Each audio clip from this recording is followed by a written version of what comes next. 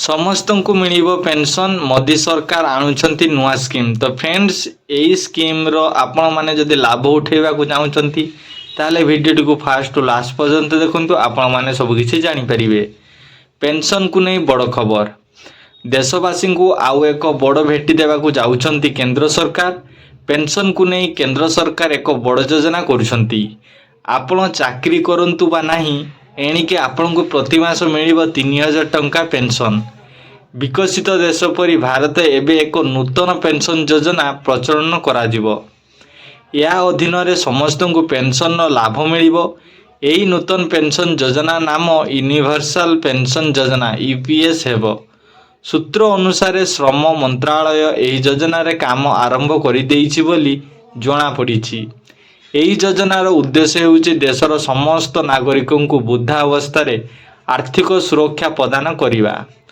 समस्त नागरिकों को सुविधा मिलिबो। जेकोसी भारतीय नागरिक एही योजना रे योगदान देई परिबे। सरकार एही योजना को ईपीएफओ अधीन को आनिबा को योजना करुछंती। सरकार वर्तमान एही योजनार फॉर्मेट उपरे काम करुछंती। यही काम समाप्त हेबा मात्रे श्रम मंत्रालय यहाकू साधारण लोकों निकट को आनिबो एवं योजना को उन्नत एवं अधीन उपयोगी करिया पई लोक विशेषज्ञ विभिन्न मंत्रालय एवं समस्त अंशीदारों सह कथबार्ता हेबो। जदि सूत्र गुड़िक विश्वास करा जाए तेबे सरकार एही योजना रे अनेक नूतन एवं पुराना योजना को अधिक जोग करि पारंती। सरकार चाहती जे श्रमिक स्वनियुक्त व्यक्ति एवं व्यवसायी भली असंगठित क्षेत्र में सर्वाधिक लोक यही योजना लाभ पाआंतु। केउं योजना गुड़िक अंतर्भुक्त करा जाई परिबो, एथिरे केउं योजना अंतर्भुक्त हेबो ताहा सरकार पक्षरु एपर्यंत स्पष्ट होई नाही। विशेषज्ञ माने कहिसंती जे सरकार एही योजना रे किछि प्रमुख एवं आकर्षणीय योजना अंतर्भुक्त करि परिबे, जेपरि प्रधानमंत्री मानधन योजना एवं जातीय पेंशन योजना। यही उभय योजना स्वेच्छाकृत एगुड़िकर 60 वर्ष पर प्रति मासरे 3000 टंका पेंशन मिलता है। यही योजना आप प्रति मासरे 55 टंकारु 200 टंका पर्यंत जमा करें। आपण जेतिकी परिमाण विनियोग करेंगे सरकार मध्य सही परिमाण योगदान करेंगे। पेंशन को नहीं आसिला बड़ अपडेट। यही बड़ योजना अटल पेंशन योजना को मध्य अंतर्भुक्त करा जाई पारिबो। वर्तमान यही योजना पीएफआरडीए अधीन रे आसुची। यही दुईटी योजना व्यतीत सरकार कोठा एवं निर्माण श्रमिक आईन अनुଯାयी संगृहीत शेष मध्य अंतर्भुक्त करिपारिबे। या माध्यम निर्माण क्षेत्र श्रमिक मानक पेंशन मध्य दिया जाई पारिबो।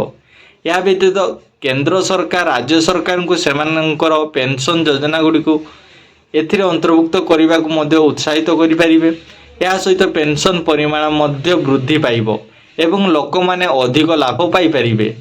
देश में वयस्क लोकों आनुमानिक संख्या जातिसंघर इंडिया एजिंग रिपोर्ट 2023 अनुଯାयी 2036 सुधा भारत वयस्क लोकों संख्या देशर मोट जनसंख्यार प्राय 15% हेबो बोली आशा करा जाउछि।